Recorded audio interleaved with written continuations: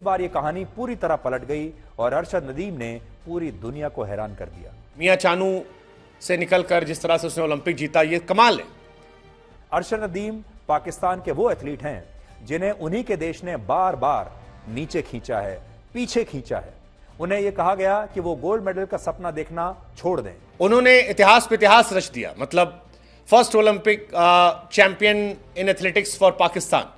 और कोई छोटी मोटी नौकरी करके अपने गांव में ही रहें और जेवलिन थ्रो के खेल से दूर रहें। लेकिन वही अरशद नदीम सारी परिस्थितियों को हराकर ओलंपिक खेल में सोने की तरह ऐसे चमके कि आज पूरी दुनिया उन्हीं के बारे में बात कर रही है। इसलिए आज आपको अरशद नदीम से बहुत कुछ सीखना चाहिए। हमारे देश के जो युवा हैं खास तौर पर, उन्हें अरशद नदीम से आज प्रेरणा लेनी चाहिए। अरशद नदीम ने अपनी मेहनत, लगन और जज्बे के साथ गोल्ड मेडल जीता है। अरशद नदीम की गुर्बत पे बात करते हुए इंडियन सहाफ़ी ने कई सारे राज खोल दिए। अरशद नदीम के गोल्ड मेडल जीतने के बाद उन नौजवानों के हौसले बुलंद हुए हैं जो अरशद नदीम की तरह जिंदगी गुजार रहे हैं। दोस्तों, अरशद नदीम ने इतने गरीब होने के बावजूद हिम्मत नहीं हारी, बल्कि अपनी मेहनत लगन को जारी रखा। अपनी मेहनत और लगन को जारी रखते हुए पेरिस ओलंपिक में पाकिस्तान को गोल्ड मेडल जितवा दिया। आज वो पाकिस्तान के सबसे बड़े हीरो बन चुके हैं। दोस्तों, अरशद नदीम ने गोल्ड मेडल जीतने के बाद ये बता दिया है कि बड़े बड़े गाड़ियां, बंगलों, कोचेज और अच्छे खासे पैसों के साथ गोल्ड मेडल हासिल नहीं किया जा सकते, बल्कि अपनी मेहनत और लगन के साथ हासिल किए जा सकते हैं। दोस्तों, इंडियन सहाफ़ी का कहना था कि भारत के नौजवानों और पाकिस्तान के नौजवानों को अरशद नदीम से सीखना चाहिए। अरशद नदीम इन नौजवानों के रोल मॉडल बन चुके हैं।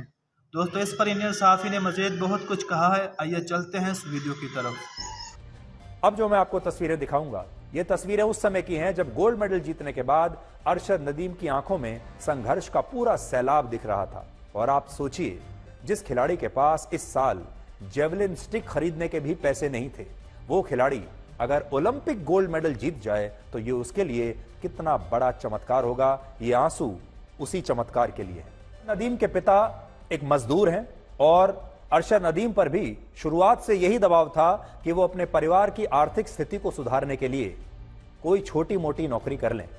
अपनी गरीबी को बहाना नहीं बनाया और उन्होंने बांस की लकड़ी को अपनी जेवलिन स्टिक बना लिया और इस बांस की लकड़ी से कई महीनों तक वो जेवलिन थ्रो फेंकने की प्रैक्टिस करते रहे। वो बहुत गरीब हैं, लेकिन फिर भी वो अपनी उम्मीदों को छोड़ेंगे नहीं। और आप ये मेडल सिर्फ बड़े घर, पैसे, संसाधनों और बड़े बड़े कोचेस को हायर करने से नहीं जीते जाते। मेडल पैसे से नहीं आता, बल्कि मेडल आता है मेहनत से, संघर्ष से। और जब आपके अंदर एक आग होती है, उस आग से मेडल आता है। मेडल वो खिलाड़ी जीतते हैं जिनके माथे पर मेहनत की लकीरें होती हैं। जो लोग गरीबी की आग में तप कर निकलते हैं, संघर्ष करते हैं, वो एक ना एक दिन अपनी मंजिल तक जरूर पहुंचते हैं। इसलिए हमारे देश के, खास तौर पर हमारे देश के जो युवा हैं या पाकिस्तान के भी जो युवा हैं, जो संघर्ष के सामने हार मान जाते हैं, संघर्षों से के सामने कमजोर पड़ जाते हैं, जो गरीबी को एक बहाना मान लेते हैं, जो कहते हैं कि हालात इतने खराब हैं कि हम कर ही क्या सकते हैं, उनके लिए खास तौर पर आज ये रिपोर्ट दिखा रहे हैं। 100 ईयर की हिस्ट्री में किसी ने 92.97 मीटर नहीं फेंका था। वो जीते भी, रिकॉर्ड बनाया और ठीक ठाक लगभग 2.5 मीटर से बनाया। पाकिस्तान ने ओलंपिक में 32 साल में कोई मेडल नहीं जीता था, सीधे गोल्ड मेडल जीता। अरशद नदीम का रिकॉर्ड जो है वो बहुत बड़ा रिकॉर्ड है। अरशद नदीम ने पाकिस्तान की हिस्ट्री के लिए सबसे बड़ा स्पोर्ट्स का मूवमेंट कर दिया। पहला इंडिविजुअल गोल्ड मेडल ओलंपिक में पाकिस्तान का आया और अलग कहानी थी।